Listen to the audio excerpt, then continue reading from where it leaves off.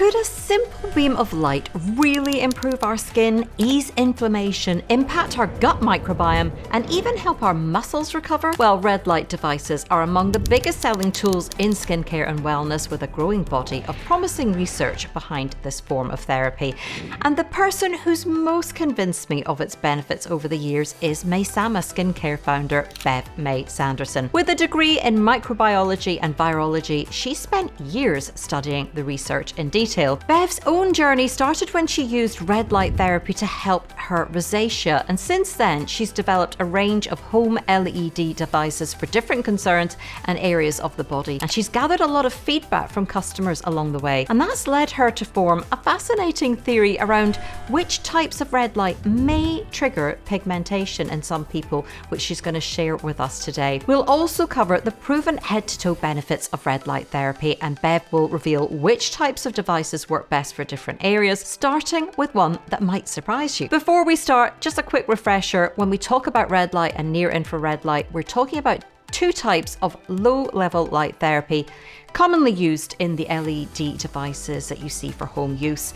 Red light with wavelengths between roughly 620 and 750 nanometers. It's visible to the eye and reaches just a few millimeters into the skin. Near infrared in the 750 to 1400 nanometer range isn't visible but penetrates deeper. And a quick heads up that later in this episode, I'm going to be sharing details of a fantastic giveaway in this month's Honest Channel newsletter, Maysama's latest LED red light device. But now, let's hear about those head-to-toe benefits.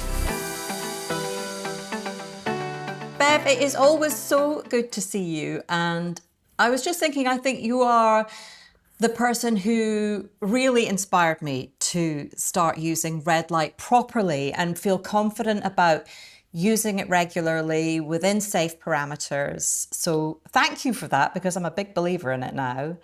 And I also wanted to say how wonderful it is to have seen you turn your passion for red lights and its therapeutic and cosmetic benefits into such a successful business. I've really enjoyed watching you grow, and I know it's not always easy. That's the thing. I know it's not always easy, but I do want to say congratulations for that, because you had the vision and you made it happen. Thanks, Claire. I really appreciate that. And yes, absolutely. I think we are, or I am, as passionate about the educational side as I am about the product development. Really, the two go hand in hand for me. So yeah, I'm really excited that I've had a bit of an impact on your red light journey. Thank you. Oh, you absolutely have. Well, today we are exploring the head-to-toe benefits of red light, and I wanted to start somewhere potentially surprising for the audience, which is the part of the body that you told me has most evidence for the benefit of red light, which I hadn't even thought about. What is it, and what do the studies show? Yes, yeah. Well, the short answer is it's oral care or dentistry. And yes, it does probably come as a bit of a surprise, but as you know, there's a database out there with all the studies on red light therapy or photobiomodulation, because that's the science, over 9,000 studies. And if we look at what's been published this year alone, there's over 400 studies. Now, 108 of those relate to oral care or dentistry. So it's more than 25%. And to put that into perspective even more, the next category down would be brain and eyes, with about 40 studies each. Right. Dermatology would be 13 studies this year.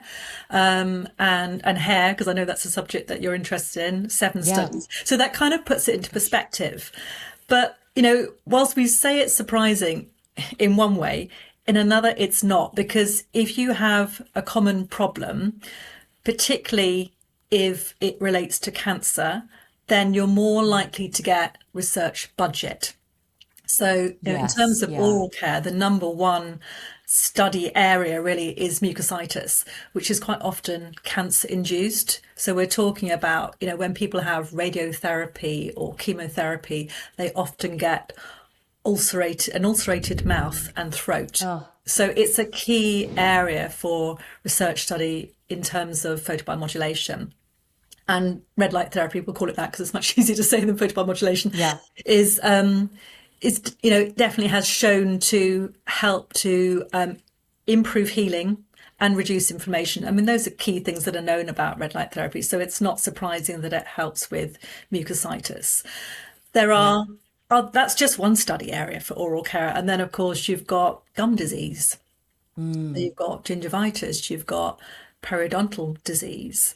And then you've got, oh gosh, you know, if you think about restorative care, when you do extractions or implants, the benefits of red light therapy for improving or increasing tissue regeneration, so collagen production and tissue regeneration, and also increasing bone density come into play.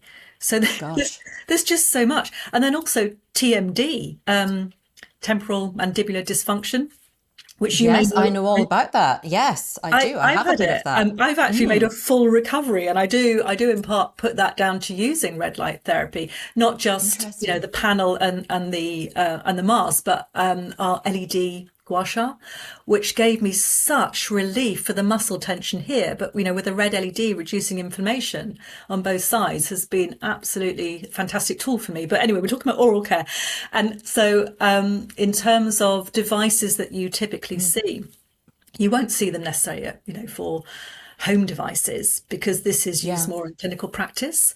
So the kind of devices that you'll see are more in line with, think of something that looks like a teeth whitening device or an oral wand. That's typically what you would see. So something that you would actually place in the mouth. Inside the mouth. Yeah. Exactly. Yeah.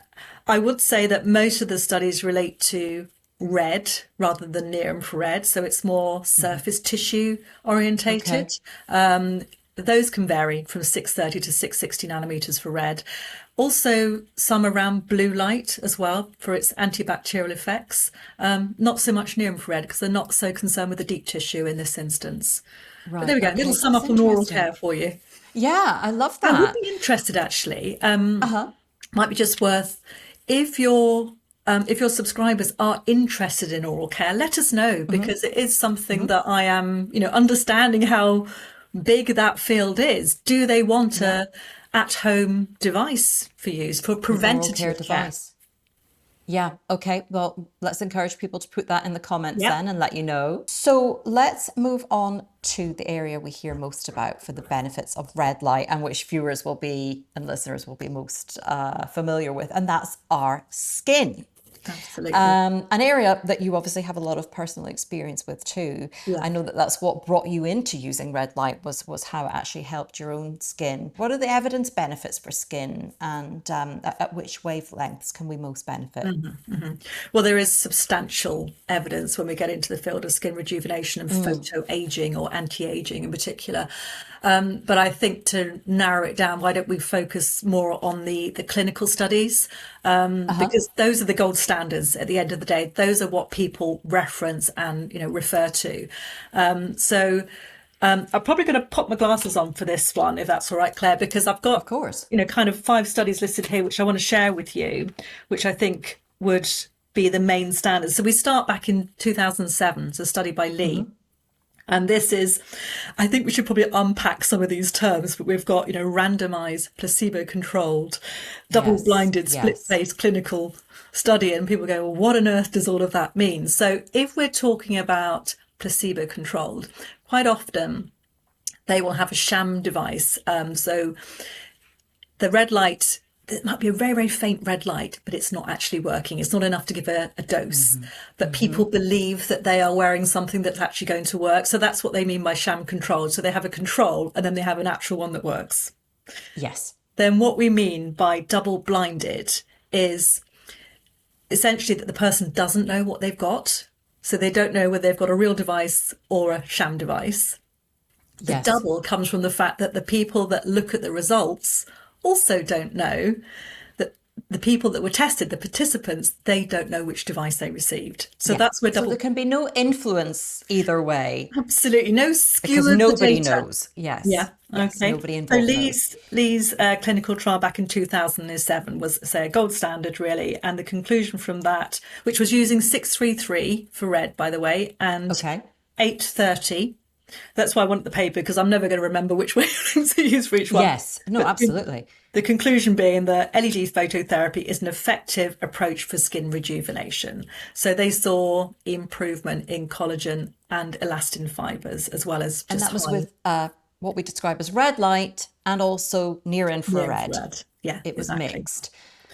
And then was that with a sort of clinical device? Because this is where often people will comment saying, well, you know, at home devices, are they able to replicate the kind of the power of these stronger clinical devices? I know it's a split face study, so they're literally putting a mask on their face. So okay, so does that help? Like a mask? Yeah. Yes, absolutely. Yeah. It's not a big machine, in other words. No, it's because it couldn't be something split that we face may be if that able was the to case. access. So it's got to be a mask study, you know, and sham one side and not the other.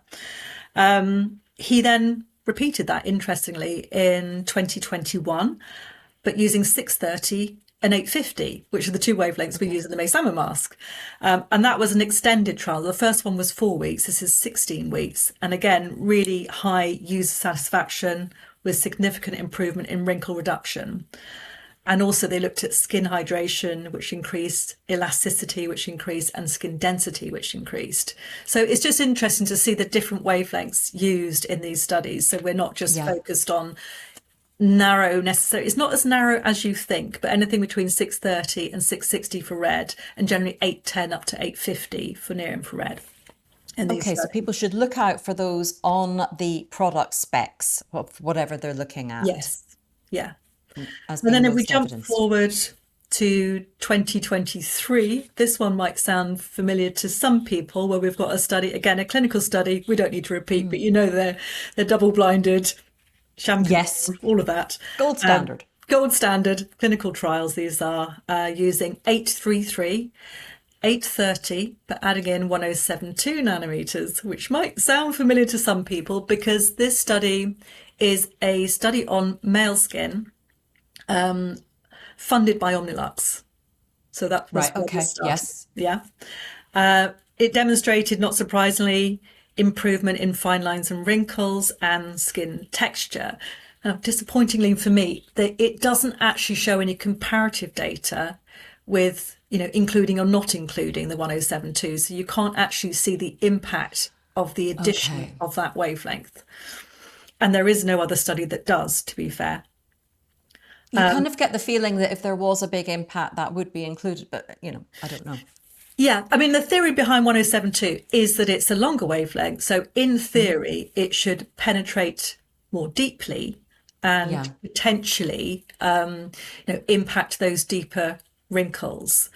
But, to help educate your audience, when you look at near infrared, anything above 1,000 nanometers, you get greater absorption by bulk water. So the theory doesn't necessarily tie up with the in practice, because you lose some of that dosing. You've got more absorption by bulk water, in which case you get less efficacy of those photons. So there's a payoff. Which is why personally I'm not a fan of using near infrared over 1,000 nanometers.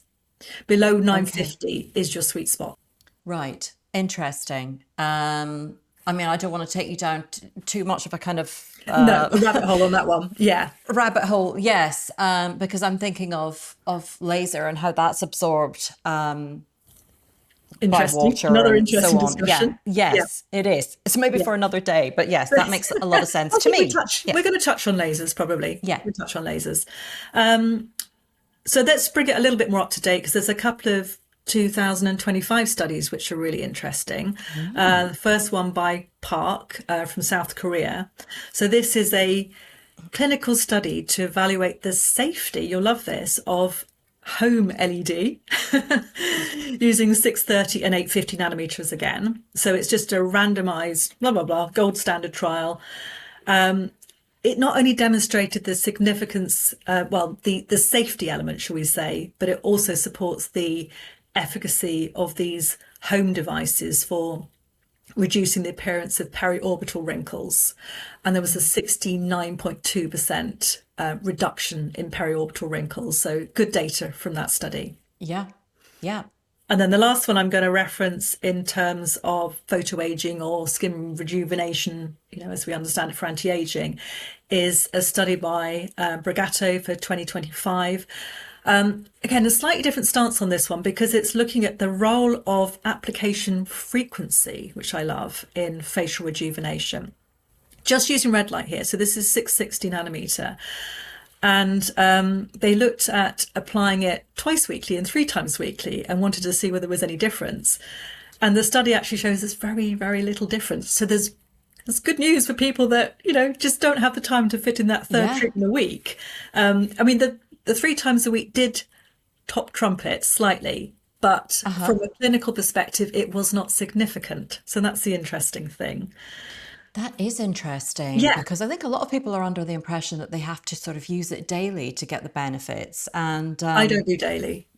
No, neither do I. I kind of do it every other day, which would round out around 3 times a week, sometimes 4. Yes. That is very interesting. What was the duration of the treatment there? I know we've again without opening up the full study, but we can link these studies below. So if anybody wants to delve into the detail, the devil's always in the detail, isn't it? But but I see most devices now suggesting people do around 10 minutes and not more than 10 minutes. That's kind of very common with the masks, isn't it? It is. I mean, they will work within that optimal dosing window for sure, because researchers generally know what they're doing. So 2 to 10 joules is what they're looking to deliver for that treatment. So I wouldn't, I wouldn't be surprised if it falls into that window. Okay. Excellent. Is it worth mentioning also melasma? Because, we tend to think of the anti-aging side, but there are also clinical studies around melasma, which I think is particularly important probably to, a lot of people in your audience. Well, I was going to ask about pigmentation because, we might as well just address this now and also include your theory. You have a very interesting theory from looking at the research, but also with customer feedback, because when I've interviewed people, I know that you've watched a more recent interview where I asked a doctor about it. She's got a big interest in red light. Yes. She said, well, the studies don't show that it can worsen or cause pigmentation. But she said, well, maybe what it might be is something like friction, or if there's heat, from infrared or something on the skin, that might exacerbate it. You have a slightly different take. So, talk us through. I do. So, obviously we have our own very large community, so we have firsthand feedback as well. Absolutely right. If you look at the studies, they will, on the whole, tell you that red and near infrared light is beneficial for treating melasma, and we've got first-hand experience of that as well from our extended product test that we did with the serum and the panel that showed a reduction in wrinkles by nearly 30%. So that supports that. But nonetheless, there is a huge amount of anecdotal evidence that shows that some people's melasma or hyperpigmentation is worsening when they use red and infrared light together. And we've managed to break it down, partly based on theory. So it really comes down to the difference in how the melanin forms in skin of colour and fair skin. So if you take fair skin, it's very much, the melasma is, first of all, it's pheomelanin in fair skin and eumelanin in skin of colour. So it's a different type of melanin. And in the fair skin, it's only ever in the epidermis. So you can treat that quite effectively with just red light. And if you introduce near infrared, potentially what you're doing is heating. I say heating, I mean, we talk about red light therapy being non-thermal energy, but you still you vibrate, it causes a vibration which can raise the temperature of cells a little bit. So there's always a payoff. So if you're fair-skinned and the melasma is just in the epidermis, you can treat it quite effectively with red light. And you're probably best to avoid near infrared, because we've seen this even with Lauren, who works in customer services. She has freckles, and if she uses the near infrared, it brings the freckles out. Right, okay. Immediately. And yet if she works with red, then she just gets the anti-aging benefits. And we've also had that feedback from fair skin community as well. Now let's look at our ladies of colour or gentlemen of colour, but it's mostly ladies in our community, if they use red light, it's a different scenario because they've got a high concentration of eumelanin in the surface of their skin. And the red light is a shorter wavelength that delivers more energy to the skin. So you get a concentration of energy in the surface, which potentially triggers melasma. And if they use a near infrared, bear in mind that melanin, skin of colour, goes deeper, not just in the epidermis, but into the dermis of the skin. So they can treat it from the inside out effectively. So the near infrared, being a longer wavelength, bypasses the melanin-rich epidermis and then treats the melanin, the melasma from the inside out. And that has worked very well, for ladies with skin of colour. So it really is so important if you have skin that is prone to pigmentation or melasma to tailor protocols accordingly. You can still get the benefits for anti-aging just using one or the other, red or near infrared. It might take a little bit longer, but if you're saving triggering melasma or pigmentation, then just go low and slow and get the result that you desire. Yeah. It makes so much sense. And I don't think people are going to hear that anywhere else. You have a unique experience here because you do look at the research, but you also have that community. You've been able to piece that together in a way that nobody else has. Thank you for that. I mean, another element, Claire, if I can just interject for a moment, course. is using pulse light as well. And this is one of the studies that I was going to refer to by Barrelay, where he's used pulse near infrared light at 940 nanometers, so just below that 950 threshold where I said you trip into too much absorption by water, but you get the benefits below 950. And the pulse light worked particularly well for reducing melasma because you're not by pulsing the light on and off, you're controlling the energy dose and you're not heating the skin. You're giving it time to cool between pulses, which is really effective. Not only that, but he found that pulse near infrared gave a solar protective effect. So it actually helped condition the skin for future onslaughts of UV. Amazing. Wow. Yeah. That is well, that's reassuring because I obviously use the pulse panel.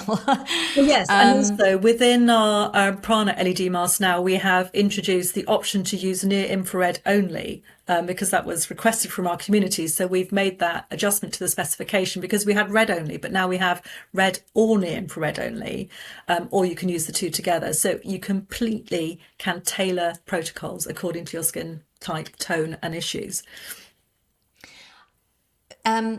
We mentioned laser before.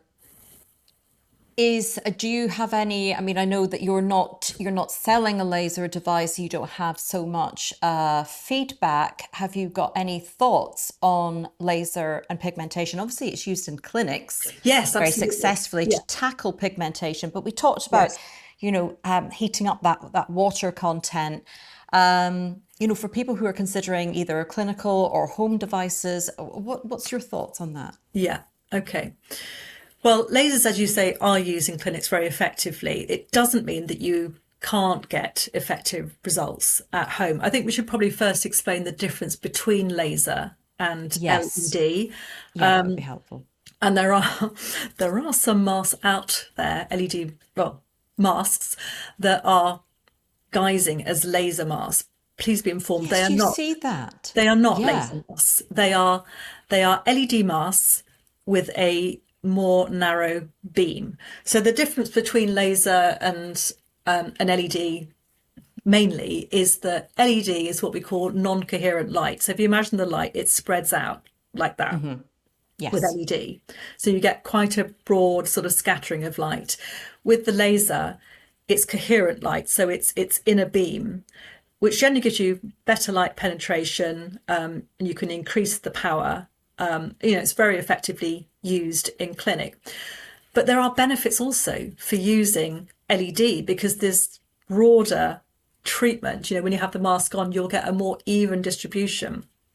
I say more even distribution. You can have more coverage. Obviously, Yes. it's going to fade between the even distribution depends on how many LEDs you've got in there to a certain extent. Yeah, how many But you will bulbs? have Yes. exactly, but you will have a spread of the light. So there are benefits to both, and absolutely is the at-home devices are absolutely effective because there is enough evidence from the science, the published science that shows that you don't need high dosing, and often a less is more approach is better. The beauty that you have when you use a at-home device is the frequency that you can use it.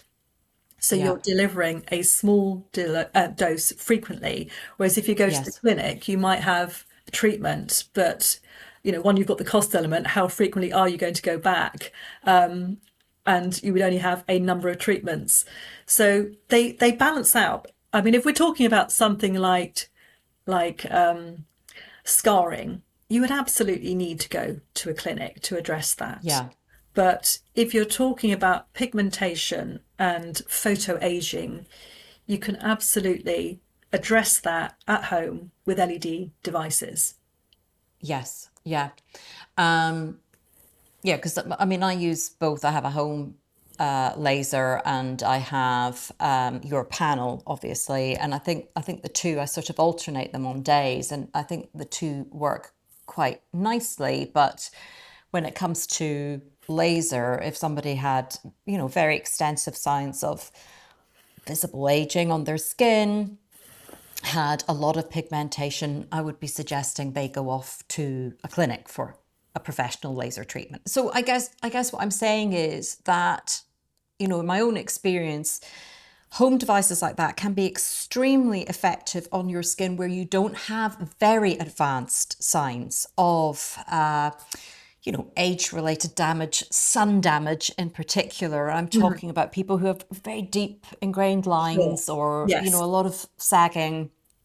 It's great for preventative and great for treating wrinkles, some element of pigmentation and so on. But for very advanced signs of aging, that may be better served in a clinic. Using something like a more aggressive laser treatment. I mean, what's your take on Yeah, I that? would Would you agree with you, agree? Claire. I think the important points are that at-home devices are efficacious, and the science supports that because most of the published science studies will use low irradiance. So we know that low irradiance used regularly is effective. But you're absolutely right. If you've got severe signs of aging, something like a carbon dioxide laser, if you need to go really deep, then yes, lasers in a clinic will bring you that advantage. So there is a line in the sand where you just need to take in-clinic treatment effectively. Yeah, and then after you've had something like that, you can use home devices to maintain your results. Absolutely. Yeah. But it's just expectation management. Sometimes it's something I pick up on in the comments where people might complain that they didn't get a benefit from a certain device. And I often wonder, how advanced were those signs? What were your expectations in the first place? So it's It's just sort of clearing important to that up for manage people. expectations. Absolutely. Yes. Yeah, Yeah. We're yeah. talking fine lines and wrinkles. We're not necessarily talking deep lines. Yeah. Yes. And just to touch, some of the, I hear it less commonly now among dermatologists, because I'm never off Instagram looking for people to interview and new research and information. So sometimes see dermatologists cropping up and they'll say, oh, these LED masks, I mean, they just don't do anything, sort of scoffing. And I think, well, have you looked at the latest research? I see more and more now doctors coming forward, whether it's YouTube, Instagram, saying, you know what, I am more convinced. And some of these recent studies that you quoted, I've seen them quoting those. Absolutely. Why do you think that just still exists among some dermatologists? I mean, obviously there's a business interest. It is a business Cases, interest, let's of be course, honest. that Right. makes commercial sense for them. But I think we can get very hung up about, is there a clinical trial in place for an at-home device? But realistically, there doesn't need to be. If you look at it in terms of when we put retinol into skincare, when you create a formula with retinol in it, the retinol's already proven for use at that percentage Therefore, you don't necessarily need to test that whole new formulation again. So if you apply that same concept to at-home LED, if you're using the right dosing, the right wavelengths that are already proven within, science to be efficacious, you don't absolutely need to do a clinical trial on every single at-home device to prove that it's effective. You know that you've used the correct parameters to make it effective. Yeah, absolutely. Okay. I've enjoyed that discussion around skin, but I think we should probably move on to more areas. Scalp and hair growth benefits, something I've seen in both my parents who've used red light to boost their hair growth, and they continue to use it daily. So what's the evidence there? Well, again, there are numerous studies. I think it's just understanding how the mechanisms of red light benefit hair growth, and it does come down to the fact that it helps increase cellular energy. So it triggers the growth of the hair follicle again, and it puts it into the growth phase, the anagen phase, and that's why we typically see good results for hair growth. And as you know, there are numerous devices that have come out that have been effective for hair growth. Some more tested than others. I've had first-hand experience of that too. We have an LED comb, and I know when I was recording videos this time last year, I literally had like a little curtain of new hair growth on my hair, which I was constantly trying to tame down. But I would always say to users again, to set expectations on this. I wouldn't just use red light in isolation and suddenly expect new hair growth.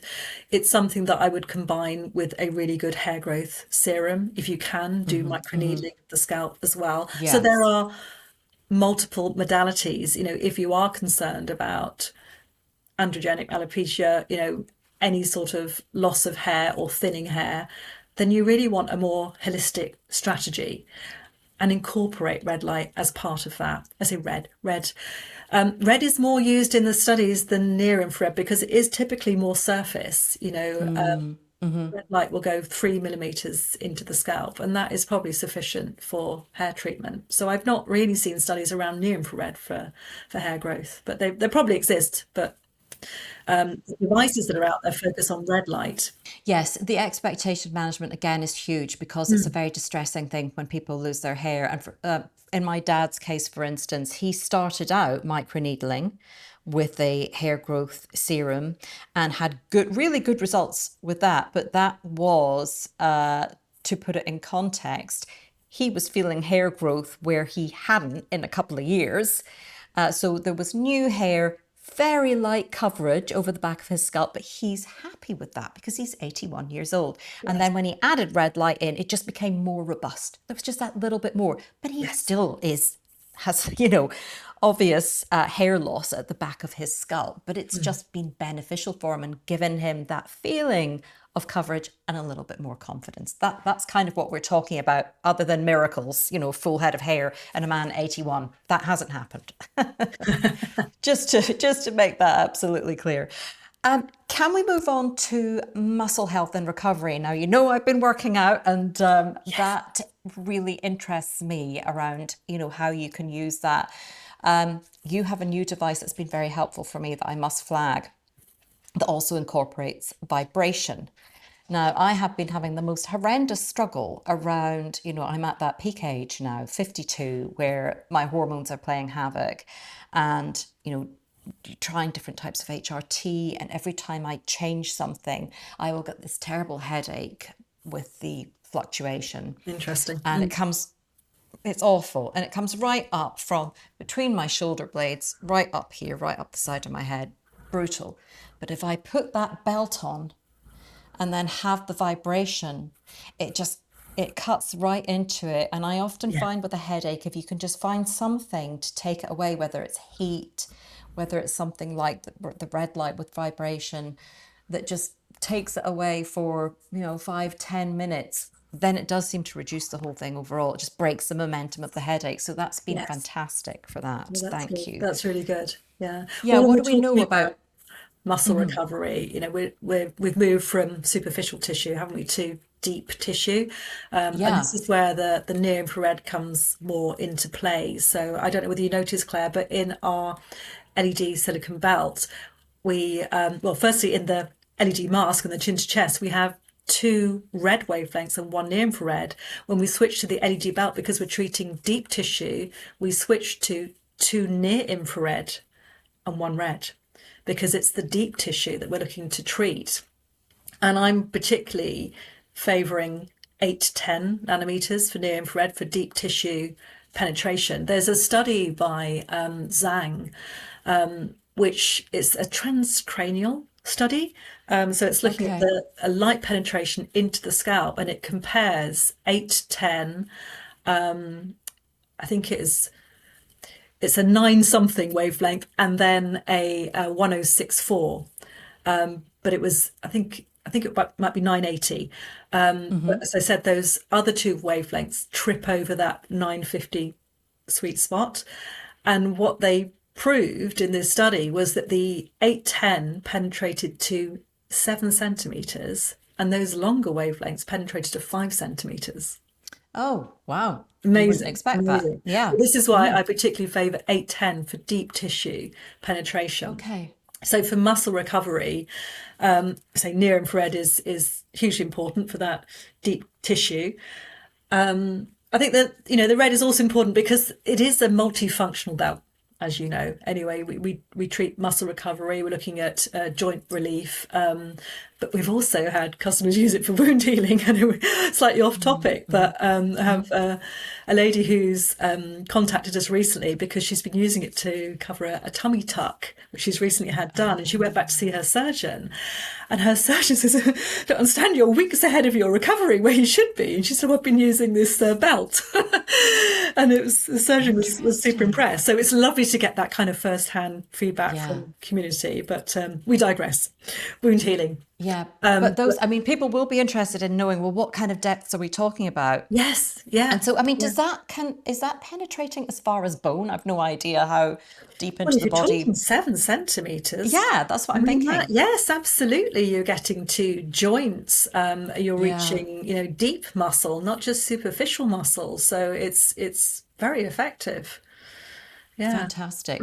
So after a workout, or if we have just sore muscles generally, as does happen as we get older, you know, using a belt, and what kind of frequency? I mean, obviously there's that on the spot treatment if you feel that you've strained something, get a headache like me that affects the muscles too. But yes, with muscle recovery, you know, it's not really like skin rejuvenation where you are necessarily going to be using something for, you know, 6 weeks, 12 weeks, and then looking at the results afterwards. You want more instant relief. So, you know, I suffer a lot with back pain, which is one of the reasons why I was interested in, you know, developing the belt for myself as well, and also for gut health, for my rosacea. But I don't necessarily use it as frequently as the LED masks, particularly not so much for my back pain. I use it more on my stomach for rosacea because that's something I want to treat regularly. But for my back pain, I use it as and when I have that back pain. And it certainly has given me, as you have found, you know, a more instant relief. But I might say use it 3 days consecutively rather than use that over the long period for a particular targeted treatment. Right. Okay. I found that works for me. I mean, the studies will vary, but I don't think that they are long-term. I say long-term, medium-term treatments like skin rejuvenation. They tend to be shorter term. What I found particularly interesting with the muscle recovery, because you spoke about the fact that it can have impact on muscle soreness, which is absolutely right. And those studies that I was looking at initially were supporting improving muscle soreness and using it post-workout, so post-recovery. But the real revelation to me was a study where, or more than one study, I think, where they were looking at using it before exercise and the impact that it has, where it can help reduce muscle injury and boost muscle performance. And that was brand new to me because all the studies that I'd read previously were always about using it post-recovery. So I was really interested to see, wow, actually, we need to flip this. We need to be using it pre-exercise, pre-workout. Well, I will try that because I have Yeah. a lot of stiffness in my lower back, from Hmm. years of sitting hunched over laptops. Yeah.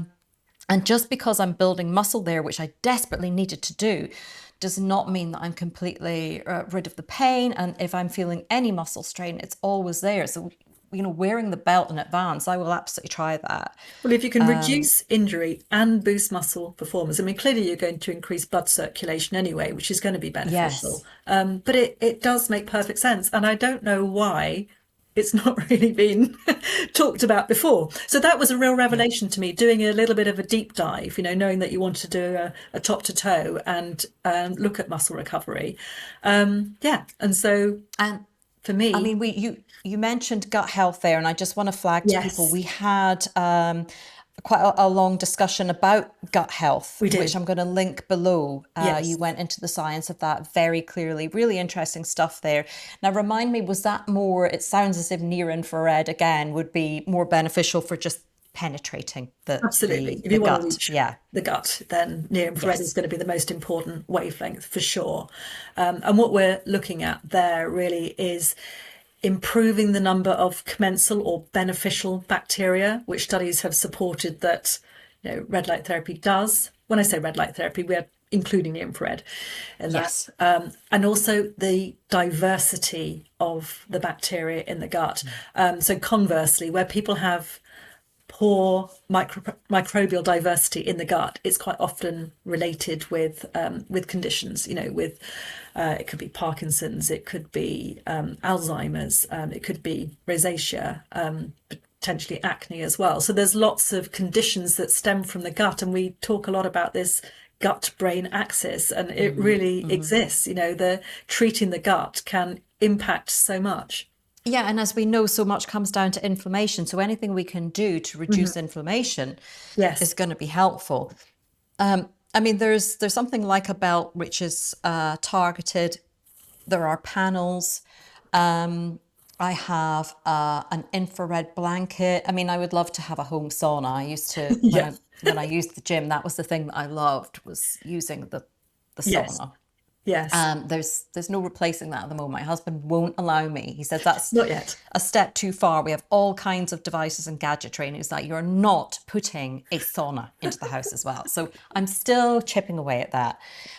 So I have a little sauna It's worth blanket. pointing out, though, Claire, that it is actually different therapies. So whilst people talk about infrared, they do Mm, tend to think of near infrared and then sort of join the two together. yes, And actually, it's separate, yes. because if you look at the whole electromagnetic spectrum, when you move from near infrared to infrared, it's no longer biostimulatory. It is only thermal energy. So So we're induces, just getting the heat benefits, the yeah, heat shock proteins that are released from the infrared. Yeah, that's very helpful. detoxification, Thank you. but it is Yes. not going to generate collagen, so it's a separate therapy. So if people use a infrared, an infrared sauna blanket, it's a thermal therapy treatment. It's not photobiomodulation. I think it's That's so important to make that interesting. distinction, because Yes. so And many I'm sure some of people them think probably it's incorporate some near infrared as well. I will need to check that out about mine. But I mean, things mats do. like the I'm not mats, sure about exactly. I was going to come blankets. on to Yeah. that. And so that could be quite useful as well. In the same way, you get the heat therapy, you get the benefits of near infrared from using something like a mat. So if people already have something like that at home, it's well worth using for muscle recovery. Absolutely. I mean, throw everything at you. When it comes to holistic wellness, I'm all in. Yeah, and people like me, I mean, every time, I have to say, every time I climb into my little infrared blanket, I'm thinking, is this okay? Because you have to lie in it a very long time to for it to really warm up and make me sweat. It takes a lot to make me sweat.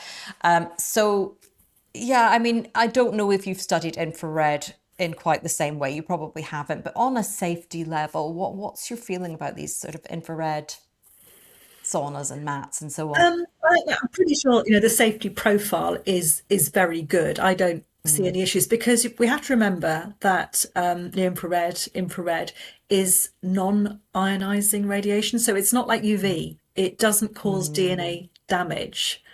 It's only restorative in that sense. So it's all good and none of the bad. Now, we have covered quite a lot head to toe there. We didn't discuss the brain. Is there anything that you think sort of worth flagging around that area? Or I mean, again, the brain studies are super interesting. A lot of attention to Alzheimer's, a lot of attention to Parkinson's. I mean, some of the work that Andre Sommer, who we connect with, is in relation to Alzheimer's, and that's when he paired the green tea as an anti-cancer drug in terms of treating those fibrils that build up in the brain and then can help reduce the symptoms of Alzheimer's. So there's a lot of work around transcranial photobiomodulation. I'm not an expert in that area for obvious reasons. We get very much into the medical field, but it's super interesting. I'm sort of focusing more on potentially, my father had Alzheimer's, so it's particularly interesting to me. So if I can stave off Alzheimer's by using red light therapy, that really triggers my interest, which is, but I'm kind of approaching it, maybe from the sort of holistic body, but also from treating the gut aspect because of the gut brain axis that we discussed earlier. Well, I can again recommend the power of building muscle. Combine that with red light, Bev, you'll be superwoman. Yes, I intend Because to, it's, Claire. I think so I I need to send you a interviewed daily text to nag and remind me. I know. There'll be a daily reel around muscle building to nag everybody. I mean, I'm sure there's people that are fed up of seeing my muscle building shorts by now. But I think combined, with diet and sleep, if we can mix these factors in, we're going to be on a winning streak, I'm sure. Yes, for sure. Bev, thank you so much. It's always appreciated. And I wish you continued success with your business. Thank you so much, Claire. Yeah, stay tuned because there's so much coming. So you heard Bev talking there about her LED light therapy belt, which also has a vibrating massage function too. So it's a great tool for recovery and relaxation. And as I mentioned at the start of the episode, I'm going to be giving one away to a newsletter reader. So the winner will be drawn at random from my email list when August newsletter goes out on the 28th of August. That's 2025. So there's still plenty of time to get your name in the hat. It's completely free to sign up. Just use the link in the description where you'll also find more details along with a link to a short article that explains exactly how my monthly giveaways work. I'll include there too a 10% discount code to Bev's May Sanderson product range. So now I'd love to hear from you. What did you enjoy most about this conversation with Bev? And what's your experience of using red light if you've already tried a device or therapy in a clinic? Drop me a comment below. And if you'd like to explore more on red light therapy, I've linked below my previous chats with Bev, including the one where we delve into the gut health benefits. And for even more healthy aging tips and skincare insights, you can head to my website, honest.scot. But for now, thank you so much for being here today.